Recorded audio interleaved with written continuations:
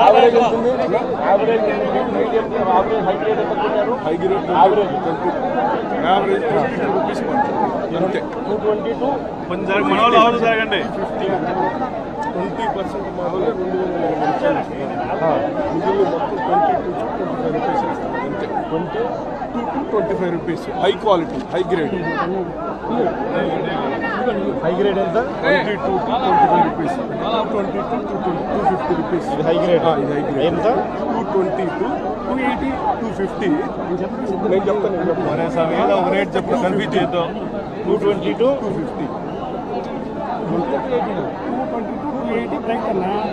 280 అనేది తక్కువ శాతం 20% రైట్. 280 అనేది 20%. మిగతాన్ని తగ్గించుకుంటున్నారు. మిగతాదంతా తగ్గించుకుంటారు. లో గ్రేడ్ 16 రూపాయల నుంచి 20 రూపాయల లోపు. లో గ్రేడ్ 60 to 20. 160 to 160 to 180. తర్వాత మీడియం గ్రేడు అసలు లో అయితే 10 రూపీస్. మీడియం గ్రేడ్ ఇక లేదు అదే మీడియం గ్రేడ్. అదే కొనుక్కుంది. హై గ్రేడ్ మీడియం గ్రేడ్ రెండు కలిపి హై గ్రేడ్ మీడియం గ్రేడ్ రెండు కలిపి ఉండేది మొత్తం 20%. 40% ఎన్నికి పంపిస్తుంది. రోజు వెనకాల ఉండే కొన్ని అవే 100% అవుతాయి. రిజెక్షన్ ఎక్కువైంది. 40 millions 40 millions Out of 220. 100 40 million out of 220 million out of 220. Season అయిపో వస్తాను.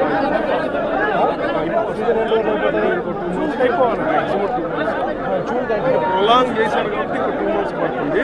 యాక్చువల్గా అయితే జూన్ ఎండింగ్ క్లోజ్ జూన్కి అయిపోవాలి. మామూలుగా జూన్కి అయిపోవాలి. రాష్ట్రంలో ఈరోజు రైతులు పడతా ఉన్న అవస్థలు ఎలా ఉన్నాయి అనంటే, రాష్ట్రంలో రైతుని ఇవాళ పట్టించుకునే పరిస్థితిలో ప్రభుత్వం లేని కారణంగా రైతులు ఆత్మహత్యలు చేసుకుంటా ఉన్న పరిస్థితులు మన రాష్ట్రంలో కనిపిస్తూ ఉన్నాయి. ఈరోజు ఈ సీజన్లోనే ఈ జిల్లాలోనే ఇక్కడే గతంలో 6 చచ్చిపోయారు. మళ్ళీ ఇప్పుడు మొదలైంది. 2 ఆత్మహత్యలు చేసుకున్న సన్నివేశం మధ్య ఈరోజు ఈ జిల్లాలో నేను మాట్లాడుతూ ఉన్నా. ఈరోజు ఇక్కడే ఇదే జిల్లాలోనే 2 ఆత్మహత్యలు చేసుకున్న పరిస్థితులు. పర్చూరులో ఒక రైతు చనిపోయాడు. గడిచిన శుక్రవారం కొండేపిలో మరొక రైతు ఆత్మహత్య చేసుకున్నాడు. 2 రైతులు గిట్టుబాటు ధరలు లేక ఇదే జిల్లాలో రైతాంగం చనిపోయిన పరిస్థితుల మధ్య ఈరోజు నేను ఇక్కడికి వచ్చి రైతులు పడతా ఉన్న అగసాట్లను ప్రభుత్వాన్ని గట్టిగా నిలదీస్తూ ప్రశ్నిస్తూ ఉన్నా. ఈరోజు రైతు పడతా ఉన్న పరిస్థితుల మధ్య ఏ పంటకు కూడా ఈరోజు రాష్ట్రంలో గిట్టుబాటు ధరలు లేవు. వరి ప్రొక్యూర్మెంట్ మొన్న చేశారు. ఏ రైతుకైనా కూడా ఏ రైతును తీసుకున్నా కూడా కనీసం 300 రూపాయల నష్టానికి రైతు ఎంఎస్పీ కన్నా తక్కువ రేటుకు అమ్ముకోవాల్సిన పరిస్థితిలో ధాన్యాన్ని రాష్ట్ర ప్రభుత్వం కొనుగోలు చేసింది. వరి దగ్గర నుంచి మొదలు పెడితే మిరప, పత్తి, జొన్న, కందులు, మినుములు, పెసలు, మొక్కజొన్న, సజ్జ, రాగులు, వేరుశనగ, అరటి, చీని, పొగాకు, కోకో ఏ పంట తీసుకున్నా కూడా రైతన్నకు ఈరోజు గిట్టుబాటు ధర రాని పరిస్థితి ఈరోజు రాష్ట్రంలో కనిపిస్తూ ఉంది.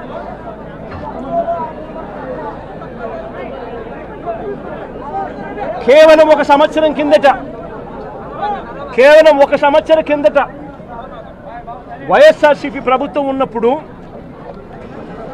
రైతు రాజ్యంగా రాష్ట్రంలో పరిపాలన సాగించినప్పుడు రైతు పరిస్థితి ఎలా ఉండేది, ఒక్క సంవత్సర కాలంలో రైతు ఎలా దిగజారిపోయాడు అని చెప్పడానికి నిదర్శనం ఈరోజు రాష్ట్రంలో ఈ జిల్లాలో జరిగిన రైతు ఆత్మహత్యలు. గత ఏడాది రైతు భరోసా కింద రైతన్న పెట్టుబడి సమయంలో రైతన్నకు పంట వేసే సమయంలోనే మే మాసం చివరికల్లా ఖరీఫ్ మొదలయ్యే నాటికల్లా రైతన్నకు రైతు భరోసా కింద పెట్టుబడి సహాయం కింద సహాయం అందేది. వైఎస్ఆర్సీపీ ప్రభుత్వ హయాంలో, మా ప్రభుత్వ హయాంలో గత ఏడాది రైతు భరోసా కింద అందుతా ఉన్న ఆ సొమ్ము చంద్రబాబు నాయుడు గారు వచ్చిన తర్వాత ఆగిపోయింది. ఈ పెద్ద మనిషి చంద్రబాబు నాయుడు గారు వచ్చిన తర్వాత గత ఏడాది రైతు భరోసా కింద మోడీ గారు ఇచ్చే 6,000 కాక మరో 20,000 రూపాయలు రైతు భరోసా కింద ఇస్తానని చెప్పాడు ఈ పెద్ద మనిషి చంద్రబాబు నాయుడు. గత సంవత్సరం రైతులకు ఇవ్వాల్సిన 20,000 రూపాయలు ఎగరగొట్టేశాడు. ఈ సంవత్సరం కూడా జూన్ 10వ తారీఖున మోడీ గారు ఇవ్వాల్సింది ఇచ్చేసింది, చంద్రబాబు నాయుడు గారు ఇవ్వాల్సింది మాత్రం ఎగరగొట్టిన పరిస్థితుల మధ్య ఈరోజు రాష్ట్రంలో వ్యవసాయం జరుగుతూ ఉంది. రైతు పరిస్థితి అధ్వానంగా.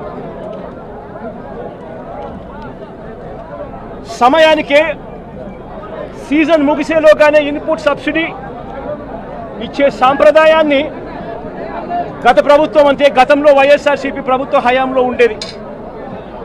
ఏ సీజన్ ముగిసేలోగా ఆ సీజన్లో జరిగిన నష్టాన్ని ఆ సీజన్ ముగిసేలోగానే మరుసటి సీజన్ వచ్చేలోగానే రైతన్నకు ఇన్పుట్ సబ్సిడీ కింద సహాయం అందేది. ఈరోజు ఆ ప్రక్రియను గాలికి వదిలేసిన పరిస్థితుల మధ్య ఈరోజు వ్యవసాయం జరుగుతూ ఉంది.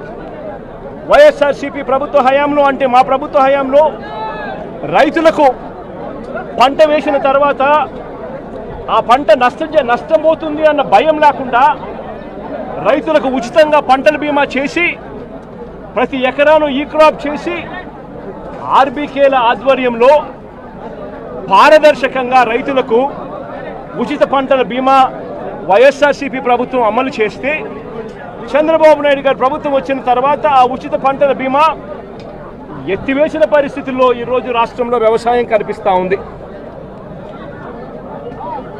ఈ క్రాప్ వ్యవస్థను పూర్తిగా నీరుగార్చేశారు. దళారీలు లేకుండా పంటలు కొనుగోలు చేసి ఆర్బీకే వ్యవస్థను నీరుగార్చిన పరిస్థితులు ఈరోజు రాష్ట్రంలో చూస్తూ ఉన్నాం. ఎరువులు, విత్తనాలు, పురుగుల మందులు ఇవన్నీ కూడా నాణ్యతను పరిశీలించి నాణ్యతకు ప్రభుత్వమే గ్యారంటీ ఇస్తూ రాష్ట్రంలో ప్రతి రూరల్ కాన్స్టిట్యుయెన్సీలో 146 ల్యాబులు ఏర్పాటు చేసి కాన్స్టిట్యుయెన్సీకి ఒక ల్యాబును ఏర్పాటు చేసి ఆ ల్యాబులన్నీ అందుబాటులో తీసుకొని వచ్చి విత్తనాలు కానీ, ఎరువులు కానీ, పురుగుల మందులు కానీ ఆర్బీకేల ద్వారానే నాణ్యతకు గ్యారంటీ ఇస్తూ రైతులకు గ్రామంలోనే రైతులకు అందుబాటులో ఉండే పరిస్థితిని వైఎస్ఆర్సీపీ ప్రభుత్వం చేస్తే ఈ ప్రభుత్వం దాన్ని పూర్తిగా గాలికి వదిలేసి ఈరోజు మళ్ళీ రాష్ట్రంలో కల్తీ విత్తనాలు, కల్తీ ఎరువులు, కల్తీ పురుగుల మందుల మధ్య రైతు జీవితం తల్లడిల్లిపోతా ఉన్న పరిస్థితి ఈరోజు రాష్ట్రంలో కనిపిస్తూ ఉంది. మేము తీసుకొచ్చిన ల్యాబులు ఈరోజు నిర్వీర్యం చేస్తూ ఉన్న పరిస్థితుల మధ్య ఈరోజు రాష్ట్రం కనిపిస్తూ ఉంది.